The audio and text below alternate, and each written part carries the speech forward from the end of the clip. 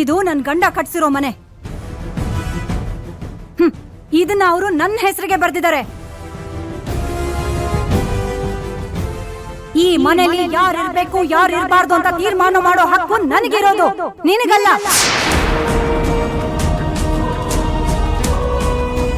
ಯಾಕೆ ಅಂದ್ರೆ ಈ ಶಾಂತಿ ನಿವಾಸದ ಯಜಮಾನಿ ನಾನು ಕಣೆ. ನನ್ನನ್ ಬಿಟ್ಟು ಬೇರೆ ಯಾರಿಗೂ ಈ ಮನೆ ಬಗ್ಗೆ ಮಾತಾಡೋ ಅಧಿಕಾರ ಇಲ್ಲ. ಅತ್ತೆ, ಸ್ವಲ್ಪ ಯೋಚನೆ ಮಾಡಿ ಅತ್ತೆ. ಇವಳು ಈ ಮನೆಯಲ್ಲೇ ಇದ್ರೆ ನಾವಿಬ್ರು ಸಮಾಧಾನವಾಗಿರೋದಿಕ್ಕಾಗಲ್ಲ ಅತ್ತೆ. ಆಗಲ್ಲ. ಇರಕ್ಕಾಗಲ್ಲ ಅಲ್ವಾ? ಆಗಲ್ಲ ಅಲ್ವಾ? ನಿನಗಿಷ್ಟ ಇಲ್ಲ ಅಂದ್ರೆ, ನಿನಗ್ ರೋಷ ಇದ್ರೆ ನೀನೇ ಮನೆ ಬಿಟ್ಟು ಹೋಗು.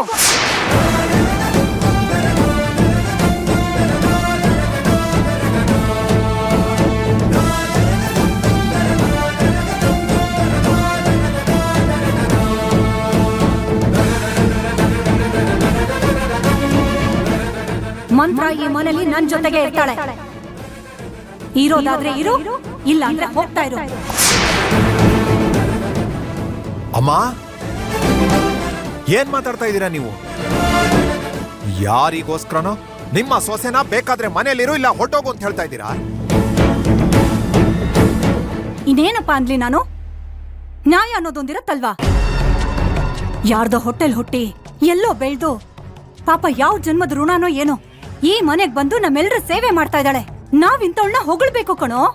ಅದನ್ ಬಿಟ್ಟು ಪ್ರತಿದಿನ ಇವಳ ಮೇಲೆ ಆಪಾದನೆ ಹೊರ್ಸೋದು, ಏನಾದ್ರೂ ಒಂದ್ ಅನ್ನೋದು, ಇದು ಸರಿನಾ? ನೋಡು ನೋಡು ಆ ಮಗುನ, ಆ ಹುಡುಗಿ ಮೇಲೆ ಆಪಾದನೆ ಹೊರ್ಸಿದ್ರೆ ನನ್ ಕರಳು ಚುರುಕ್ಕನ್ನತ್ತೆ. ಇದನ್ನೆಲ್ಲ ನೋಡ್ಕೊಂಡು ನನ್ ಕೈ ಸುಮ್ನೆ ಇರಕ್ಕಾಗಲ್ಲ. ಏನೇ ಅಂದ್ರು ನೀವು ಸಾಧನಂಗ್ ಈ ತರ ಮಾತಾಡ್ತಾ ಇರೋದು ನನಗಿಷ್ಟ ಆಗ್ಲಿಲ್ಲ ಅಮ್ಮ. ಆಫೀಸ್ ವಿಷಯದಲ್ಲಿ ಸಾಧನ ತುಂಬಾ ನೊಂದಿದ್ದಾಳೆ. ಮಾಡದೇ ಇರೋ ತಪ್ಪಿಗೆ ನೋವು ಅನ್ಭವಿಸ್ತಾ ಇದ್ದಾಳೆ ಅಮ್ಮ. ಇಂಥ ಸಮಯದಲ್ಲಿ ನೀವು ನಿಮ್ಮ ಸೊಸೆ ಜೊತೆ ಇದ್ದು ಧೈರ್ಯ ತುಂಬೋದ್ ಬಿಟ್ಟು ಬಾಯಿಗೆ ಬಂದಾಗ ಅವಳಿಗೆ ಅಂತ ಇದ್ದೀರಲ್ಲ, ಇದು ನ್ಯಾಯನಾ? ನೋಡು ಸಿದ್ದು, ಮಂತ್ರ ಅಂತ ಕೆಲಸ ಮಾಡೋದಿಲ್ಲ. ನಾನು ಅದಕ್ಕೆ ಅವಳ ಪರವಾಗಿ ಮಾತಾಡ್ತಾ ಇದ್ದೀನಿ.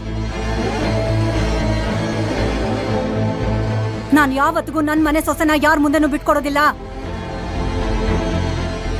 ಈಗ ಮಾತು ಬಂದಿರೋದು ಸಾಧನ ಬಗ್ಗೆ ಆಫೀಸಲ್ಲಿ ನಡೆದಿರೋ ವಿಚಾರ ಅಲ್ಲ. ಈ ಕಾಗದ, ಈ ಪೇಪರ್ ಎಲ್ಲಿಂದ ಬಂತು ಅನ್ನೋದು.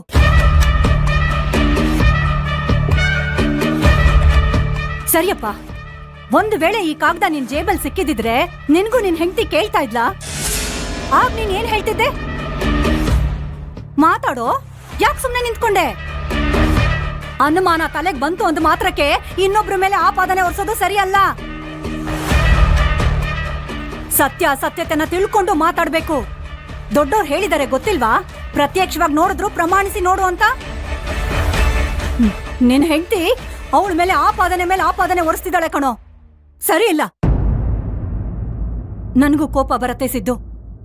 ಕೊನೆಯದಾಗಿ ಹೇಳ್ತಾ ಇದ್ದೀನಿ, ನಿನ್ನ ಹೆಂಡತಿಗೆ ಬಾಯಿ ಮುಚ್ಕೊಂಡು ಮರ್ಯಾದೆಯಿಂದ ಈ ಮನೇಲಿರೋದಕ್ಕೆ ಹೇಳು.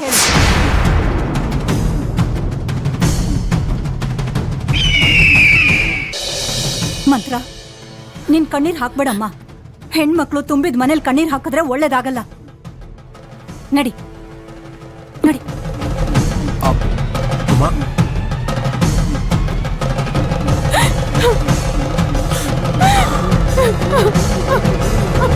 ಸಾಧನ, ಸಾಧನ, ಸಾಧನಮ್ಮ, ಸಮಾಧಾನ ಮಾಡ್ಕೊ. ಸಾಧನ, ಸಾಧನ, ಸಮಾಧಾನ ಮಾಡ್ಕೋ, ಸಮಾಧಾನ ಮಾಡ್ಕೋ. ಸಾಧನ, ನಿನ್ ನೋವು ನನ್ಗೆ ಅರ್ಥ ಆಗತ್ತೆ. ಏನ್ ನಡೀತಾ ಇದೆ ಸಿದ್ದು ನಮ್ಮ ಮನೆಯಲ್ಲಿ?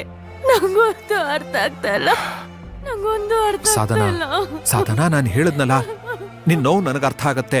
ಬಾ, ಸಮಾಧಾನ ಮಾಡ್ಕೋ. ಬಾ, ಹೇಳ್ತೀನಿ, ಬಾ. ಕರ್ಮ ಇದೆಯಲ್ಲ.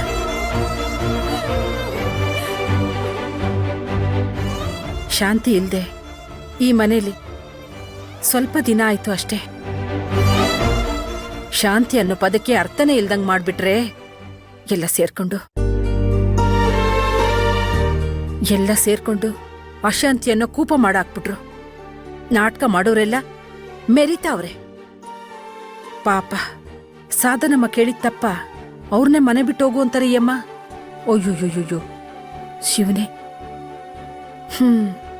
ಇದೊಂದ್ರಿಂದ ಏನೇನೆಲ್ಲ ಆಗೋಯ್ತಪ್ಪ.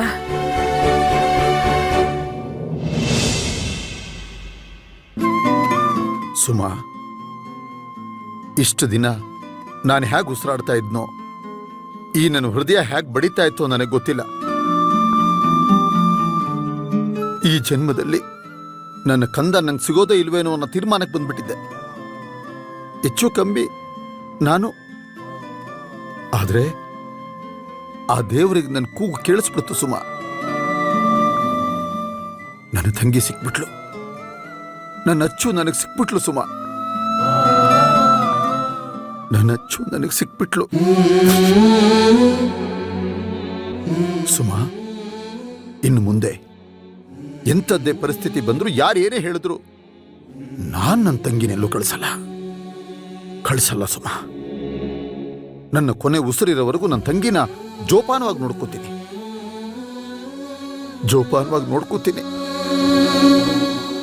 ಅವತ್ತು ಆ ಮನೆ ಬಿಟ್ಟು ಹೋಗುವಾಗ ಕಾಲಿಡಬುದೆಲ್ಲ ಆಗ್ಲೇ ತಡೆದ್ಬಿಡ್ಬೇಕಾಗಿತ್ತು. ನಾನು ತಡೆದ್ಬಿಡ್ಬೇಕಾಗಿತ್ತು.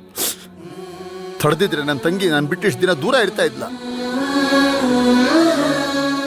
ಇಲ್ಲ, ನಾನ್ ಇನ್ಮೇಲೆ ನನ್ನ ತಂಗಿನ ಎಲ್ಲೂ ಕಳಿಸೋದಿಲ್ಲ ಸುಮಾ. ನಾನು ಕಳಿಸೋದಿಲ್ಲ. ರೀ, ಯಾಕ್ರಿ ಕಣ್ಣೀರ್ ಹಾಕ್ತಿದ್ದೀರಾ? ಇಷ್ಟು ದಿನ ಕಣ್ಣೀರ್ ಹಾಕಿದ್ ಸಾಕು. ಅಚ್ಚು ಇನ್ಮೇಲೆ ನಿಮ್ ಜೊತೆಲೇ ಇರ್ತಾಳೆ. ಇಲ್ಲ ಸುಮಾ, ನನ್ನ ತಂಗಿ ಎಚ್ಚರ ಆಗಿ ಕಣ್ಬಿಟ್ಟು ನನ್ನ ಅಣ್ಣ ಅಂತ ಕರೀಬೇಕು. ಅಲ್ಲಿ ತನಕ ನನಗೆ ನೆಮ್ಮದಿ ಇಲ್ಲ ಸುಮಾ. ಆಗತ್ತೆ ರೀ, ಅದು ಆಗತ್ತೆ. ಡಾಕ್ಟರ್ ಹೇಳಿಲ್ವಾ? ಬನ್ನಿ, ನೀವು ಸ್ವಲ್ಪ ಹೊತ್ತು ರೆಸ್ಟ್ ಮಾಡಿ. ಇಲ್ಲ ಸುಮಾ, ನಾನು ನನ್ನ ತಂಗಿ ಜೊತೆಲೇ ಇರ್ತೇನೆ. ನೀನು ಹೋಗು. ಸರಿ, ಹೋಗು.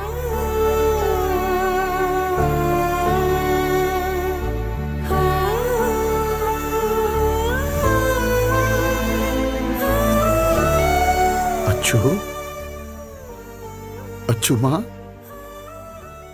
ಕಂದ.